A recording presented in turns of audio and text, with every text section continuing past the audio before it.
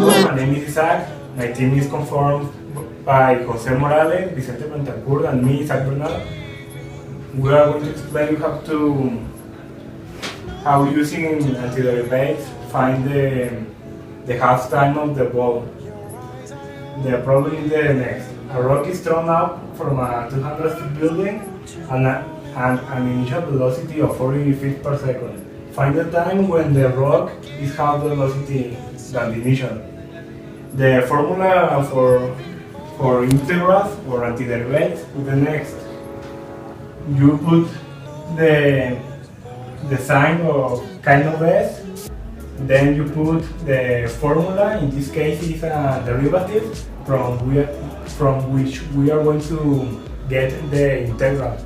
The integral, you get the integral by the next x at the power of n plus 1 over n plus 1. The final formula for the integrals plus complement. Okay, now we're gonna use this formula since we only have one variable, which is the gravity, that is minus 32. So since we have only one variable, we're gonna multiply it times the other variable, which is t, since s of t is the formula of the position. This is the variable of the position formula. And now we're gonna put minus 32t. So we know that the integral is plus complement. In this case, complement is gonna be our 40 feet per second. So it's gonna be plus complement, which is 40. So it's gonna be 40 minus 32t. Now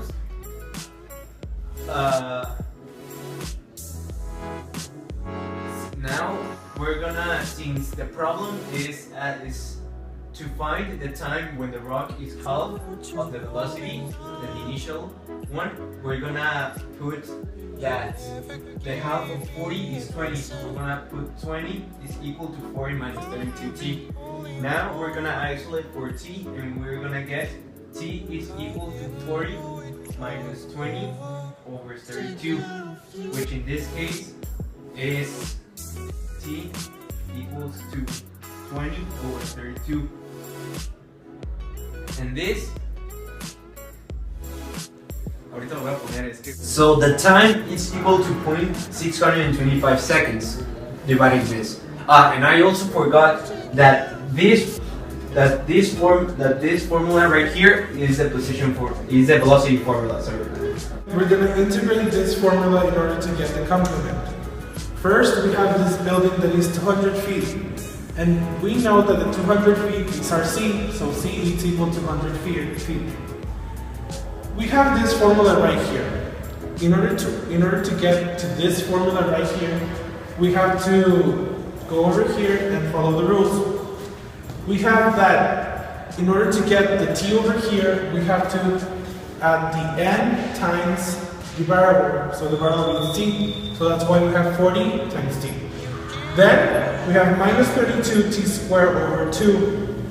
And we got this by following this rule over here. We got x times the number plus 1. So we got 32t, then t is 1 plus another 1 over here. That's why we have the square.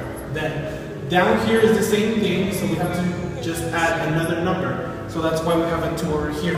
Then we substitute our values and we get that s of t equals 200 plus 40t minus 32t squared over 2, just by following these two rules over here, and that's the way we integrate our formula to get the complement.